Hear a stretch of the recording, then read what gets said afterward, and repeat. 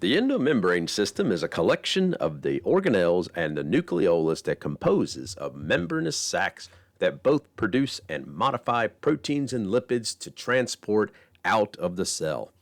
Many of the body's neurotransmitters, hormones, and other necessary components are made by a specialized cell's endomembrane system to help you function as an organism.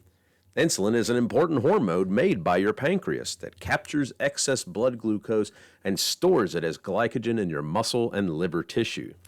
I will use insulin as a model of how the endomembrane system works, and this can be applied for pretty much any protein or lipid made by the cell. So let's travel to the pancreatic cells to see how this process works. It first begins in the nucleus, which is a large compartment, in fact, the largest in animals, and has two main functions: houses DNA in the chromatin region and makes ribosomes in the nucleolus region. The nucleus has a special membrane called the nuclear envelope, which dictates what enters and leaves the nucleus. There are pores that are small enough to keep DNA in, but large enough to allow for the passage of necessary components into and out of the nucleus, such as RNA. Chromosomes are formed from the chromatin region within the nucleus. In prokaryotes, the DNA is arranged in a single circular chromosome. Chromosomes in eukaryotes are linear and rod-shaped, and these form before a cell divides into two. Chromosomes are essentially a long strand of DNA spooled and condensed around proteins called histones, and when cell division is complete, it unwinds back into its chromatin state. As humans, we have 46 total chromosomes divided into 23 pairs, since we inherit one of each set from each parent.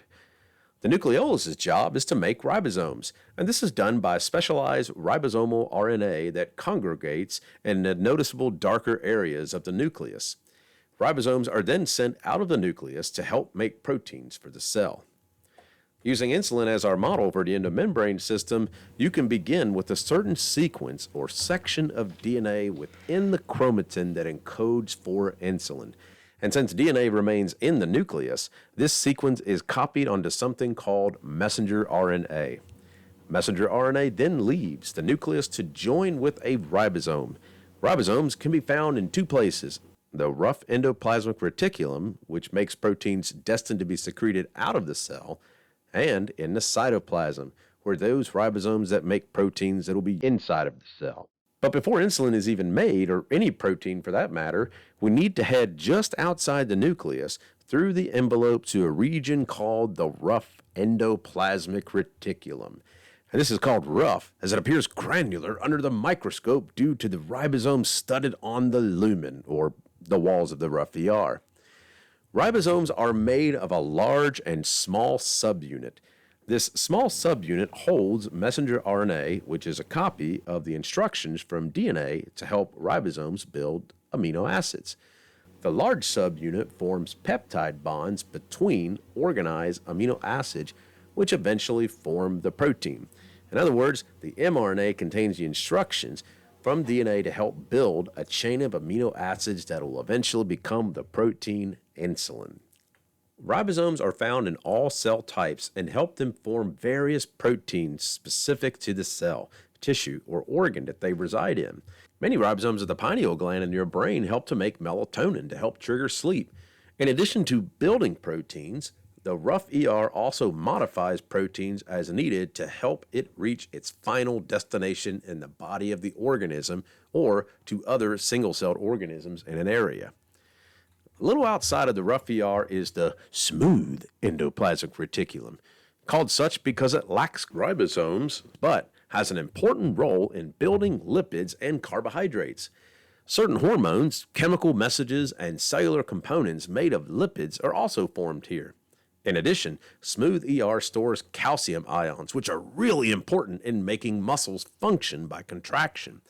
You can also thank the smooth ER if you ever had too much of that fun juice made by yeast in certain plants. And that's because the smooth ER helps to detoxify these chemicals that enter your body.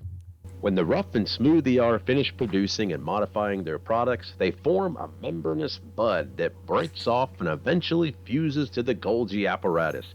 Once fused, contents of that sac, in this case insulin, is further modified and is given a chain of carbohydrates that act as a shipping label, dictating where proteins, lipids, and carbs made by the cell are supposed to go. The Golgi apparatus is often called the post office of a cell for this reason. After modification and slapping a shipping label onto a molecule, it is then loaded into a membranous sac called a vesicle, which then heads toward the plasma membrane to be shipped out of the cell. And as you can imagine, tissues and organs that secrete lots of material, such as glands, have lots of Golgi apparatus. Anyway, Golgi apparati. Lysosomes are a special digestive organelle that help to break down incoming molecules to cells. The pH of lysosomes are lower than the surrounding cytosol, helping to separate this process from the cell cytosol. Plants lack these altogether and use their central vacuoles to do this function. They can also destroy worn-out organelles and other structures in a cell, as well as disease-causing pathogens, either expulsing waste out of a cell or recycling the nutrients in the waste. And now that we have finished with the cellular components used to produce and distribute proteins and lipids, we'll now focus on the other organelles of the eukaryotic cell, as well as the differences between plant and animal cells, and finally, how cells form junctions to make tissues.